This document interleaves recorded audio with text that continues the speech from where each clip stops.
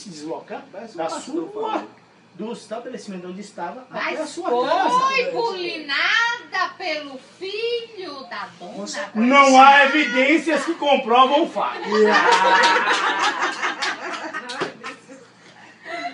Supõe-se que ela foi bulinada. Porém, ela nega e a outra parte nega. Gil Gomes cantando. Não houve a conjunção carnal. Negou, Caio, A para intenção ele. pode ter existido.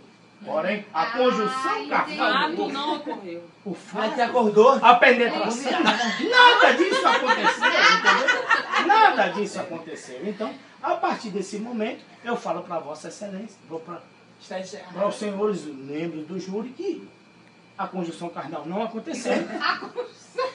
A moça estava apenas repousando no lar alheio que não era o dela. E que após ela repousar, ela se recompôs e foi embora. Então, eu, por favor, peço que Absorva a sintam criaturinha. do fundo do coração. Ela não teve a intenção. Ela não quis em nenhum momento profanar e destruir o lar de ninguém. Ela só quis repousar. Pensem nisso. Ela é isso.